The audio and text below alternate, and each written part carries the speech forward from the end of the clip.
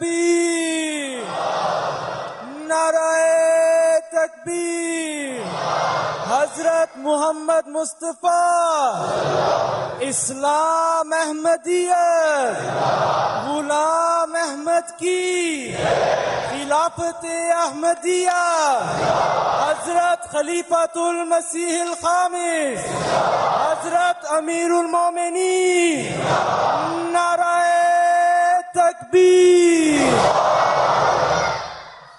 السلام علیکم ورحمۃ اللہ. اشہد ان لا الہ الا اللہ وحدہ لا شریک لہ واشہد ان محمدا عبدہ ورسولہ. اما بعد فاعوذ باللہ من الشیطان الرجیم. بسم اللہ الرحمن الرحیم. الحمد للہ رب العالمین الرحمن الرحیم مالک یوم الدین. إياك نعبد وإياك نستعين. اهدنا الصراط المستقيم صراط الذين أنعمت عليهم غير المغضوب عليهم ولا الضالين.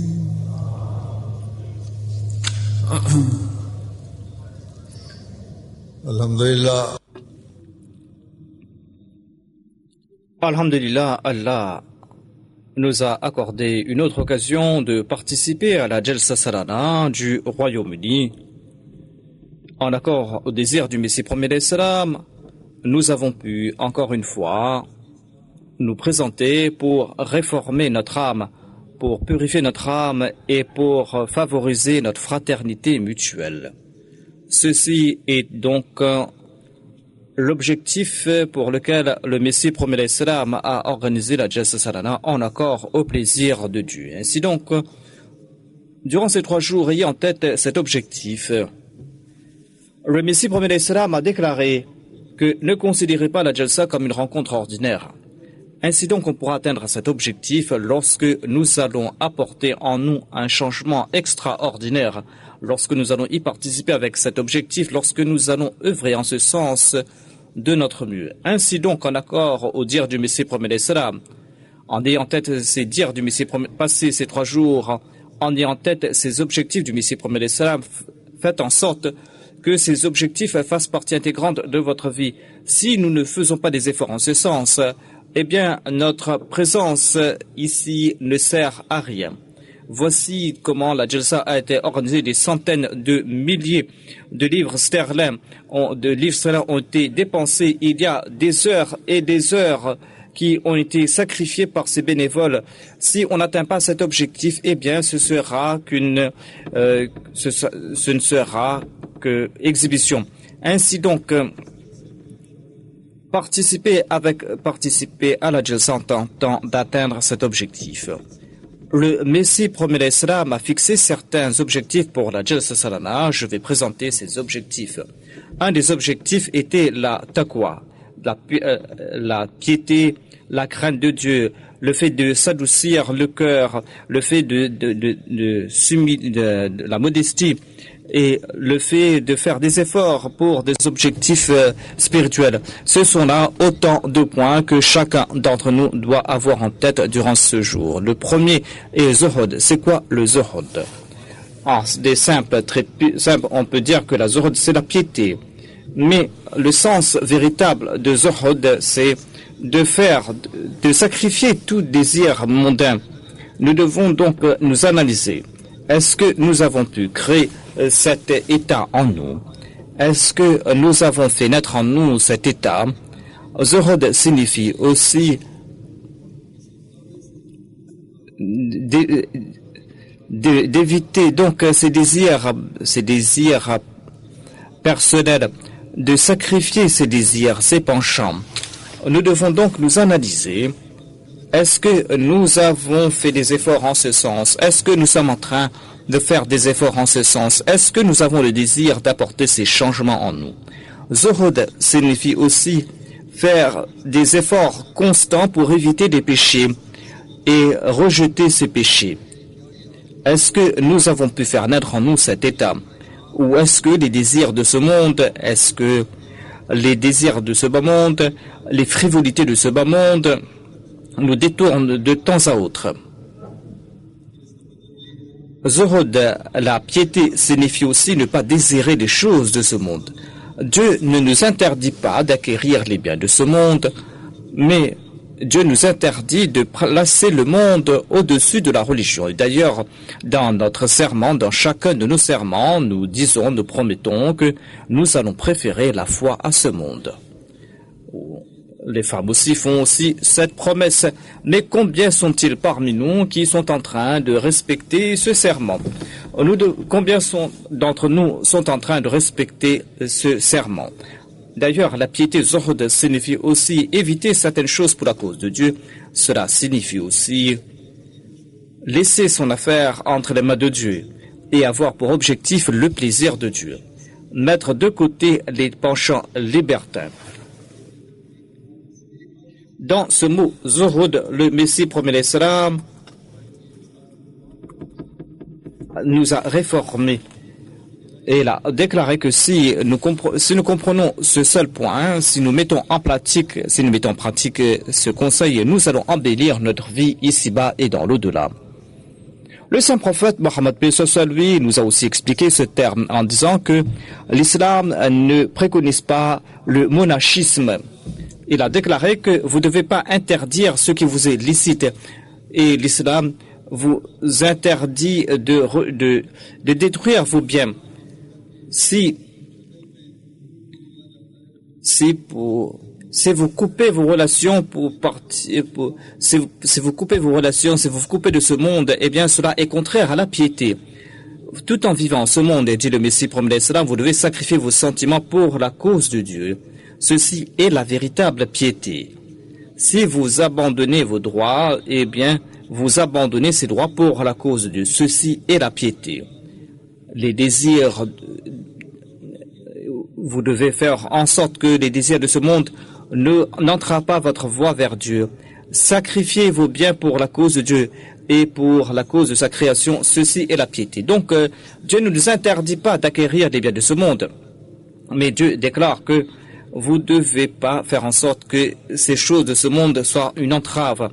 Vous pouvez dépenser dans la voie de Dieu. Et d'ailleurs, nous voyons nombre d'Ahmadis qui sacrifient leurs biens pour la cause de Dieu. Ceci est la véritable piété que le Messie promet l'Islam souhaitait faire naître en nous, en accord au dire du saint prophète Mohammed lui. Et cela fait partie des objectifs de la Jalsa. Si nous faisons naître en nous cette qualité, nous pourrons apporter une révolution dans notre vie.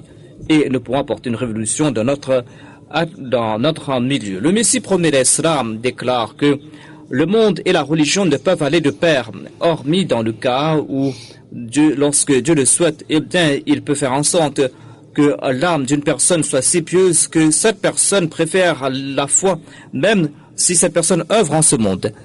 Il y a certaines personnes, c'est en passant par cet état que vous pouvez préférer la foi à ce monde.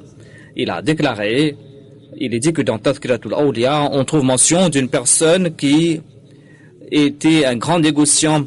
Un wali Allah l'a vu et il a regardé, il a vu une vision et il a su que, en fait, cette personne, ce grand négociant, en dépit du fait qu'il faisait des négoces de centaines de milliers, eh bien cette personne, à un seul instant, ne s'était pas détournée de Dieu. Dieu déclare à ce propos,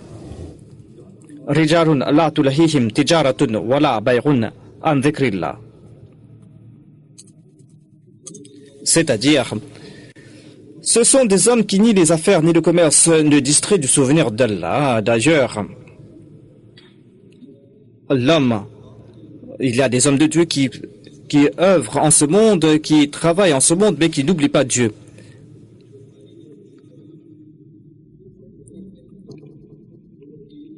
Et il y a par exemple certains fakirs qui abandonnent le monde par peur du monde. Mais ces gens-là font preuve de faiblesse. Il n'y a pas de monachisme en islam. Nous ne disons pas que vous devez abandonner vos femmes, vous devez abandonner vos enfants, et vous devez abandonner vos commerces en ce monde pour vous consacrer à Dieu. Celui qui travaille, l'employé, doit s'acquitter de ses devoirs. Le commerçant doit s'acquitter de ses devoirs à l'égard de sa noblesse, mais on doit toujours préférer la foi. Ainsi, tout en vivant ce monde, vous devez préférer la religion, et si nous agissons de la sorte, c'est là que nous allons, en accord au désir du Messie promet d'Islam, nous allons atteindre l'objectif fixé par le Messie promet d'Islam, nous serons à la hauteur de ses attentes. En bref, pour acquérir la piété, le zuhd, il faut s'acquitter de ses devoirs envers Dieu. Il faut éviter les frivolités de ce monde.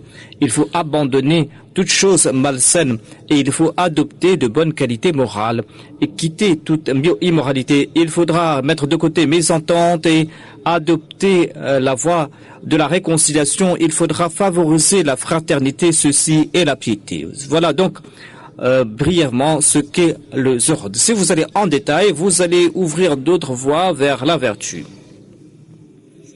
Le Messie promet l'Islam a déclaré qu'un des grands objectifs de la Jalsa Salana, c'est d'atteindre cette piété. Si nous faisons naître en nous ces qualités, c'est là que nous pourrons porter en nous une révolution spirituelle. Le Messie promet l'Islam a aussi prodigué d'autres conseils qui sont des explications du terme zuhur. Il a déclaré qu'un des objectifs de la Jalsa Salana, c'est de faire naître en soi la taqwa. Le Messie promet l'Islam avait donc prononcé cette phrase que Harik Neki dans le poème, on l'a entendu ce vers, c'est-à-dire que la vertu, la taqwa est la racine de toute vertu.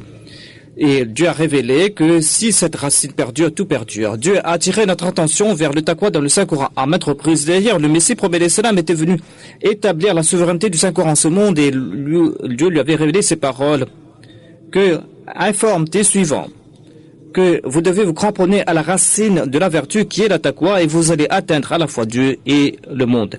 Si vous allez courir derrière ce monde, vous allez peut-être profiter des choses de ce monde pendant un certain temps, mais vous n'allez pas pouvoir plaire à Dieu. Nous devons toujours avoir en tête ce point, c'est-à-dire que nous ne devons pas nous contenter d'annoncer que nous croyons en Dieu et que nous ne devons pas annoncer que nous prions. Si nous n'accomplissons pas les règles de la taqwa, si nous ne respectons pas les règles de la taqwa, si nous ne craignons pas Dieu, lorsque nous allons respecter ces consignes, ces conditions, c'est là que notre salat sera la véritable salat, la salat qui va combler nos besoins matériels. Tout comme nous implorons Dieu pour nos besoins matériels, nous devons aussi implorer Dieu pour notre spiritualité, pour progresser dans la taqwa, mais malheureusement, on ne le fait pas. Mais ainsi donc, pareil cela ne sert à rien aux yeux de Dieu. Ainsi donc, nous devons analyser notre condition. Si nous allons nous analyser, c'est là que nous allons atteindre notre objectif.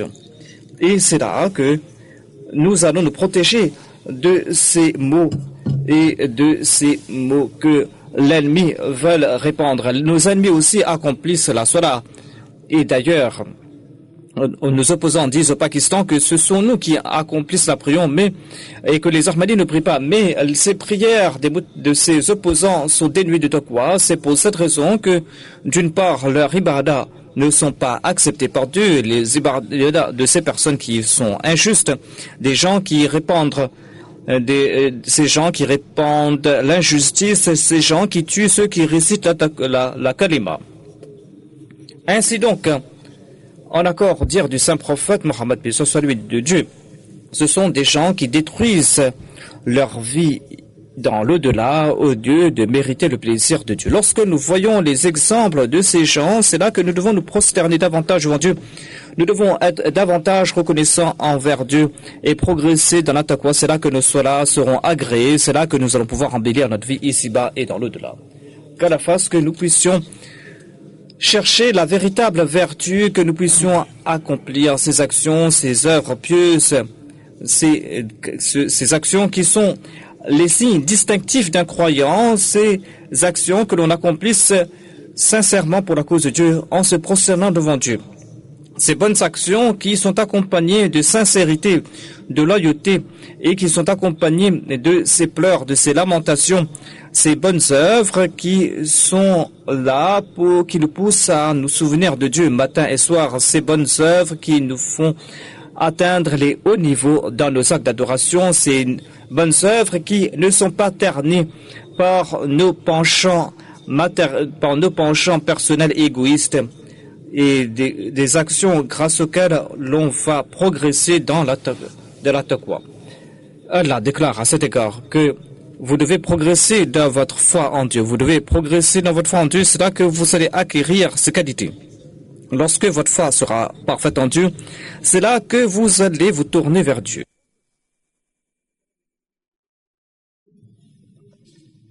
Et pour comprendre cela, il y a aussi la foi dans l'au-delà.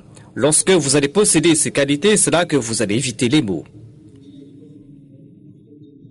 Parce que cela va attirer notre attention vers notre vie dans l'au-delà. Et pour comprendre ces points, il est important de lire le Saint-Coran, de se tourner vers le Coran. Si nous respectons ces conditions, si nous portons notre attention vers ces faits, c'est là que nous allons comprendre les commandements de Dieu, c'est là que l'on va appliquer ces commandements de Dieu et c'est là qu'on va progresser dans notre taqwa. Ce sont ces actions-là que le Messie promet l'Islam nous encourage à accomplir. Sinon, dire que nous sommes Ahmadis et que nous avons prêté le serment d'allégeance et que en accord aux prophéties du saint prophète paix soit lui, nous avons accepté le Messie promis et le Mahdi promis, eh bien, ces déclarations ne serviront à rien durant ces jours de la Jalsa Salana. Nous devons toujours nous analyser à quel point nous sommes en train de suivre les conseils de Dieu et de son prophète. Qu'est-ce que la Jalsa nous enseigne? Et quels sont les changements que la Jalsa est en train de faire naître en nous? Est-ce que nous avons rehaussé le niveau de nos actes d'adoration de notre Salat? Est-ce que nous consacrons toute notre attention sincèrement envers Dieu lors de la Salat? Est-ce que nous avons rehaussé le niveau de notre ibadah? Est-ce que nous avons rehaussé le niveau de nos œuvres à l'égard d'autrui? Est-ce que nous avons respecté notre serment d'allégeance? Allah déclare que Dieu va vous questionner concernant vos serments. Tout comme je l'ai dit, nous disons que nous allons préférer la foi à ce monde, mais nous devons aussi donc nous analyser. Quand Dieu va nous interroger concernant nos actes, est-ce que nous pourrons présenter une réponse positive, notamment que nous avons fait de notre mieux pour respecter ces conditions, ou est-ce que nous allons chercher des prétextes? Et il y a aussi nos engagements mutuels. Ce sont là autant de commandements que Dieu nous a donnés dans le Saint-Coran. Lorsque nous allons lire le Saint-Coran avec cette attention, et lorsque nous allons comprendre que nous devons suivre le Saint-Coran, et c'est là que nous serons considérés comme des véritables croyants, c'est là que nous serons considérés comme ceux qui suivent le Coran. Et il faut aussi respecter les lois du pays, à moins que ces lois du pays contredisent les lois de Dieu. Tout comme au Pakistan, on empêche les Ahmadis de prier, de réciter le Saint-Coran. On empêche les Ahmadis d'accomplir les rituels religieux. Eh bien, ces gens-là n'ont pas le droit de s'impliquer, de s'immiscer dans les affaires religieuses. Sinon, il y a le respect envers le pays, la loyauté envers le pays, que tout Ahmadi doit être loyal envers son pays. En tout cas, toute chose qui attire notre attention vers nos devoirs envers Dieu et nos devoirs envers ses créatures, toutes ces actions sont basées sur la taqwa. Et tout comme je l'ai dit, et tout comme l'a expliqué le Messie promet l'Islam, il faut aussi s'adoucir le cœur. Eh bien, cela est essentiel. Si vous êtes venu ici et que vous n'êtes pas réformé dans ce domaine, eh bien, cela ne sert à rien d'être présent ici. Le Saint-Coran a donné la bonne nouvelle du paradis à ceux qui respectent cette condition.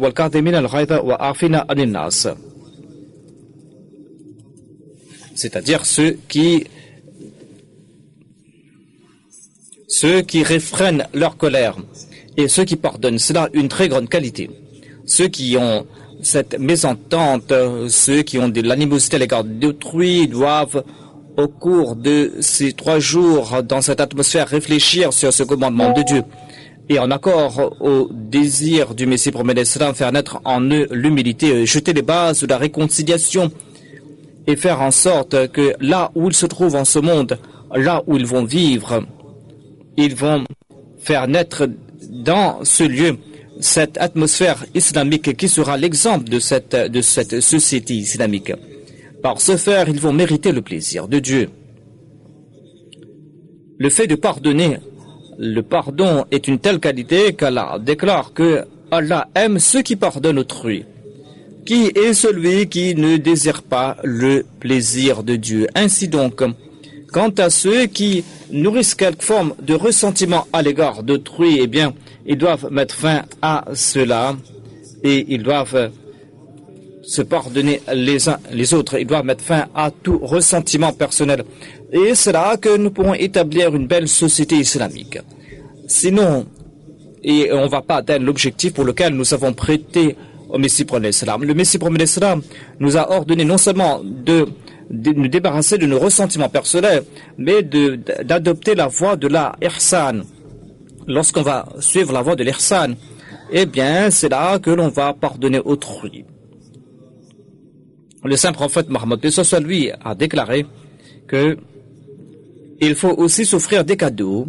C'est là un moyen de faire naître cet amour mutuel. Il y a les gens qui ne sont pas Ahmadis, qui sont très influencés par nous. Et souvent, ils sont impressionnés par les Ahmadis et ils disent que nous voyons cette fraternité au sein de la Jamaat Ahmadiyya, nous voyons cette discipline. Tout Ahmadi doit établir cela en ce monde.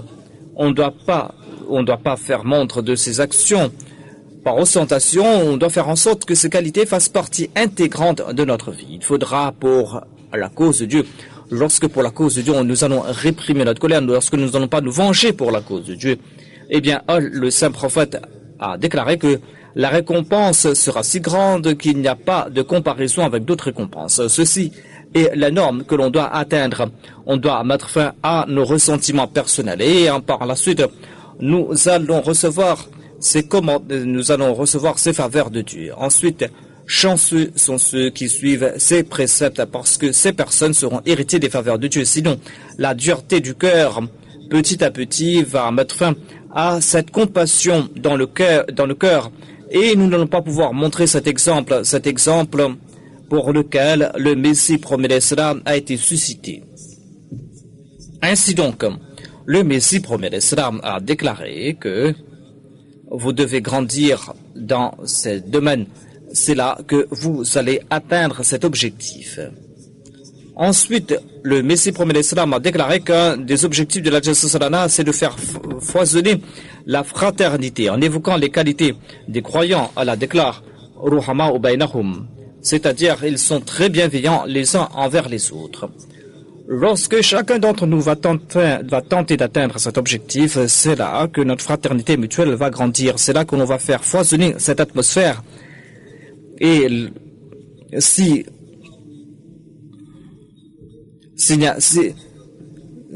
on ne met pas fin à ces disputes avec les responsables, eh bien ces disputes ne vont pas disparaître. Et d'ailleurs, le Messie promet l'Islam a été suscité pour faire naître ces qualités. Allah a déclaré qu'au jour de la résurrection, Allah va déclarer qui sont ceux qui, pour ma cause, pour ma gloire, s'aimer les uns les autres. Et Allah a déclaré qu'aujourd'hui, alors qu'il n'y a pas d'autre ombre hormis mon ombre à moi, eh bien, je vais leur donner une place sous l'ombre de ma grâce. Chanceux sont ceux qui respectent ce commandement, chanceux sont ceux qui sont les héritiers des faveurs de Dieu, chanceux sont ceux qui sont sous l'ombre de la grâce de Dieu. Le Messie promet l'Islam a aussi attiré notre attention vers l'humilité. Et l'humilité, on va pouvoir la démontrer lorsqu'on sera en contact avec les autres. On dit que souvent certains se disent humbles, certains se disent, mais lorsque cela va à contre-courant de leur désir personnel, eh bien, ils mettent fin à leur humilité. Allah déclare que les humbles, Allah déclare que وَعِبَادُ الرَّحْمَنِ الَّذِينَ يَمْشُونَ عَلَى الْأَرْضِ حَوْنًا وَإِذَا خَاطَبَهُمُ الْجَاهِلُونَ قَالُوا سَلَامًا.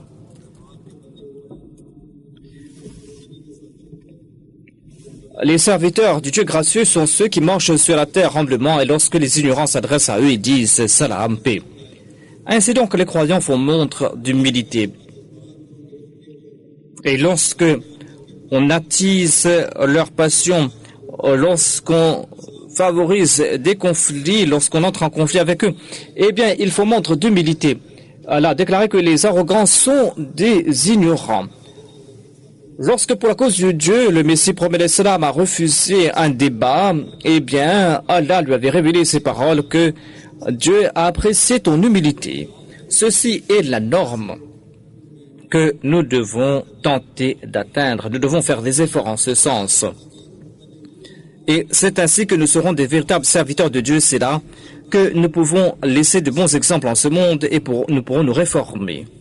Lorsqu'on va faire on doit donc se réformer en toute humilité. Et c'est l'arrogance qui attise ces conflits. Et on doit donc adopter l'attribut d'Ar-Rahman de Dieu et on doit attirer aussi la Rahmadiyya de Dieu. C'est là que nous pourrons répandre la paix en ce monde. C'est là que nous allons jeter la base de la paix. La sérénité disparaît dans la société en raison de l'arrogance. Aujourd'hui, le monde fait face à ces troubles. Il y a des pays qui s'attaquent les uns les autres. Tout cela parce qu'on tente de prouver sa supériorité. Lorsque l'arrogance naît, eh bien, l'on est là pour léser les droits d'autrui. Voilà comment agissent les grandes puissances de ce monde et c'est cela qui va pousser le monde vers une guerre mondiale. Ainsi donc, d'une part, nous devons faire naître ces qualités en nous, c'est-à-dire l'humilité. On doit éviter l'arrogance, mais on doit aussi prier pour ce monde, pour qu'Allah donne au monde, la capacité de discerner. L'homme n'est rien, mais l'homme pense que moi, en ayant du pouvoir, je suis Dieu en ce monde et que les autres n'ont pas d'importance face à mes yeux. On doit faire montre d'humilité. Et à ce propos, le Messie promet l'Islam a déclaré « Soyez pire à vos yeux. Peut-être que grâce à cela, vous allez entrer au paradis. Soyez pire à vos yeux. Soyez le plus pire à vos yeux. C'est ainsi que vous allez entrer au paradis. » Ainsi, nous avons prêté allégeance au Messie promet l'Islam pour nous rapprocher de Dieu. C'est là un point important que nous devons toujours avoir en tête. Ensuite, le Messie promet l'Islam nous a préconisé la vérité, la sincérité. Et il a attiré notre attention à cet égard. Ceci est une autre qualité et une autre distinction d'un véritable croyant et d'un Ahmadi. Dieu nous a encouragés à cet égard. Le Messie promet l'Islam déclare que Dieu a attiré notre attention vers la droiture, vers la véracité. Le Saint-Coran a préconisé la véracité, a souligné l'importance de la véracité et je pense pas que l'Évangile a présenté 1/5 de ses enseignements. Ainsi donc, le croyant doit éviter le mensonge. Ce sont les gens de ce monde qui mentent pour acquérir des biens de ce monde. Nous devons donc nous analyser. Est-ce que nous avons tenté de faire des efforts pour mériter le plaisir de Dieu? Est-ce que nous suivons la véracité, la vérité? Si nous suivons ce principe, nous allons mettre fin à ces troubles en ce monde, dans nos sociétés. Et il y a aussi des gens, il y a ces conflits en raison du fait qu'on ne respecte pas les principes de la vérité. Le Messie promet l'Islam a déclaré préférer la foi à ce monde. Et ayez cette passion pour les œuvres religieuses. Si l'on respecte ces principes, c'est là qu'on va préférer la foi à ce monde. Et c'est là aussi que nous allons pouvoir atteindre l'objectif pour lequel le Messie promet l'Islam a été suscité et nous allons réunir le monde sous la bannière du saint prophète Mohammed sallallahu alayhi wa sallam. C'est là que nous allons établir la souveraineté de Dieu en ce monde. Sinon cette contradiction entre nos paroles et nos actions vont nous priver des faveurs de Dieu. Nous serons de ceux qui sont Ahmadis de nom. Et nos actions vont contredire cette déclaration. Si nous voulons respecter le serment d'allégeance, nous allons devoir apporter en nous des changements pratiques. Nous allons devoir reconnaître, nous allons devoir nous rapprocher de l'homme, nous allons devoir nous rapprocher des autres. Nous allons devoir réunir le monde sous la bannière du saint prophète Mohammed soit lui et tout Ahmadi. va devoir user de toutes ses capacités, de toutes ses aptitudes pour atteindre cet objectif. Et on doit apporter en soi un changement spécial. On doit se transformer et on doit tenter de transmettre le beau message de l'islam aux autres. D'une part, on doit prier pour soi-même. On doit aussi prier pour la réforme de ce monde. Lorsque nos hommes, lorsque les femmes, lorsque les vieux parmi nous et les enfants parmi nous, nous tous nous allons prier avec cette ferveur. Lorsque ces prières vont atteindre le trône de Dieu, c'est là que nous allons pouvoir porter une révolution en ce monde. C'est là que nous pourrons répondre aux attaques de l'ennemi. C'est là que nous pourrons nous prémunir de leurs attaques. C'est là que nous allons voir les signes de la victoire. C'est là une très grande tâche, une tâche immense qui nous incombe. Une tâche que le Messie promet l'Islam attendait de notre part. Si nous sommes loin de la taqwa, de la piété, si nous ne possédons pas ces hautes qualités morales, si nous n'avons pas fait naître en nous cette ferveur pour sortir dans la voie du tablir, si nous n'usons pas de toutes nos aptitudes pour atteindre cet objectif, eh bien, en ce cas, nous n'avons pas respecté notre serment d'allégeance. Ainsi donc, au cours de cette jalsa, nous devons apporter en nous ces changements purs. Changements qui vont nous faire atteindre cet objectif qui concerne l'avènement du Messie promis l'Islam. Sinon, le Messie promis l'Islam déclare que cette jalsa sera en fait un moyen pour égarer les gens et pour favoriser le péché, et ce sera une innovation en ce cas, si on ne respectait pas ces conditions. Donc, ce sont des paroles, ce sont des avertissements très sévères. Il faudra faire beaucoup d'efforts, sinon, en tout cas. Sinon, cette jalsa ne sera pas avantageuse. Ce sera en fait un moyen pour égarer les gens. Ce sont là des paroles très très sévères. Et ce sera une innovation aussi. Est-ce qu'il n'y a pas assez d'innovation en islam? Est-ce qu'il n'y a pas assez d'innovation dans le monde? Est-ce qu'on doit ajouter une autre innovation? Est-ce qu'on doit organiser cette jalsa pour en faire une nouvelle innovation? Ainsi donc, tout Ahmadi doit tenter de faire en sorte que cette jalsa soit emplie de bénédictions et que cette jalsa ne soit pas source d'égarement ou d'innovation et que cette jalsa ne soit pas un moyen pour attirer le plaisir, le courroux de Dieu. Et que cette jalsa soit un moyen pour apporter des révolutions en ce monde et pas pour attirer la colère de Dieu. Et on doit aussi faire la promesse en ce sens et on doit aussi prier durant ces jours. Nous devons prier que nous n'allons pas nous asseoir tant que nous n'allons pas établir la souveraineté de Dieu en ce monde. Et tant qu'on ne met pas au désir, à Satan et à ses suppôts, et tant qu'on ne met pas fin à l'égarement, c'est là une très grande tâche. Mais si nos intentions sont sincères, si nous avons calqué notre état au plaisir de Dieu, si nous implorons Dieu, eh bien certainement Dieu va bénir nos œuvres. Ainsi donc il faudra apporter des changements en soi. On doit aussi se réformer on doit faire de son mieux. On doit faire de son mieux et pour cela, il faudra implorer Dieu sincèrement. Durant ces jours, réciter le Daroud afin qu'Allah fasse que nous puissions atteindre ces nobles objectifs pour lesquels la jalsa a été organisée et que nous soyons de ceux qui ont apporté un changement pur en nous et que nous soyons des exemples pour autrui. Durant ces jours, priez aussi pour les Palestiniens opprimés, qu'Allah leur accorde de l'aisance. Priez aussi pour les Ahmadis persécutés au Pakistan, ces Ahmadis qui sont privés de la jalsa salana, qu'Allah leur accorde la liberté rapidement. Maintenant, nous allons prier. Doigt. Simpler life. Join me in a silent prayer.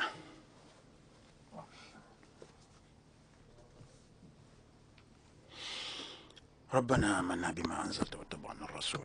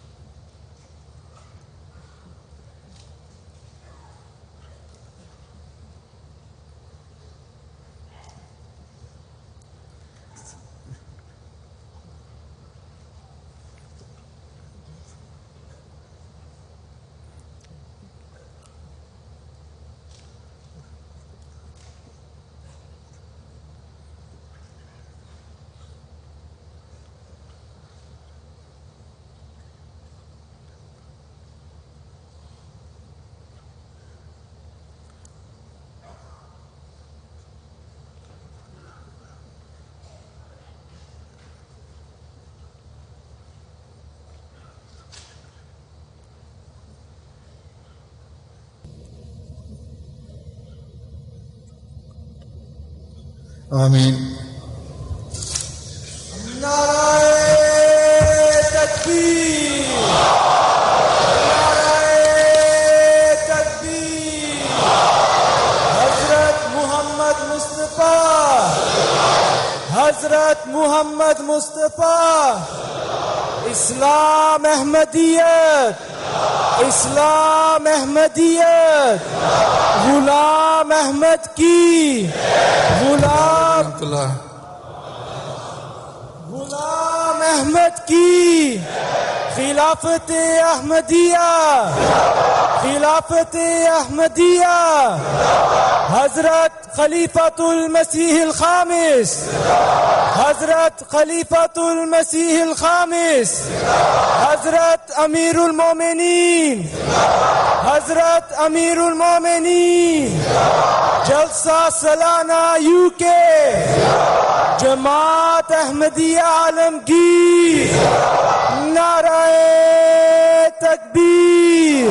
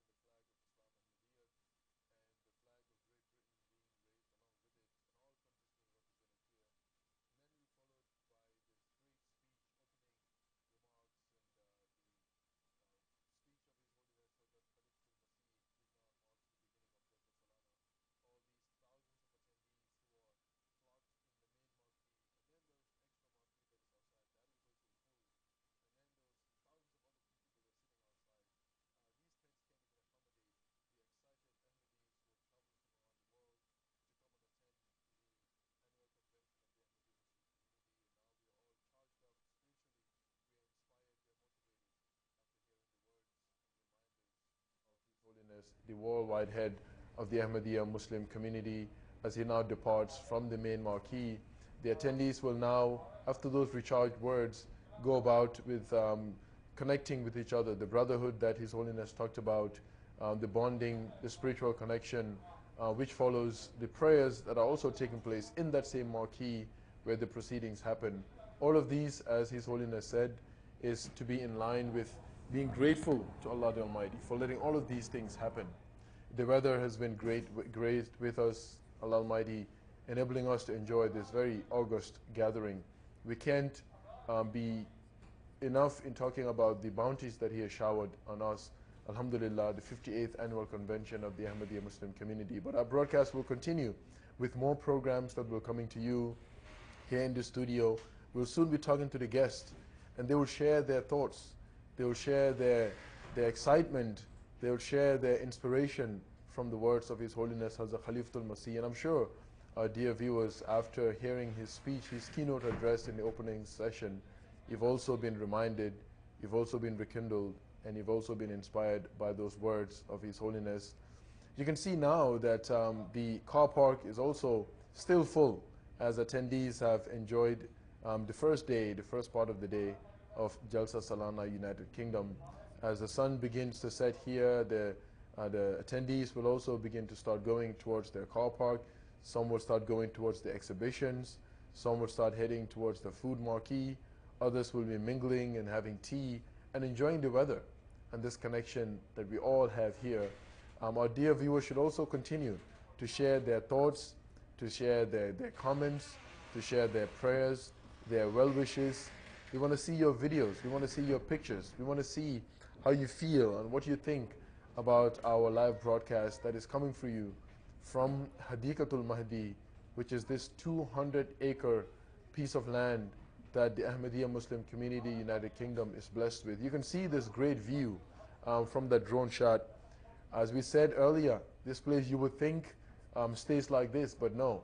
We have 28 days to set up this whole place to make sure that this place is ready to enjoy this Jalsa Salana, and then we'll put all these pieces away, and this place will continue to be a farmland.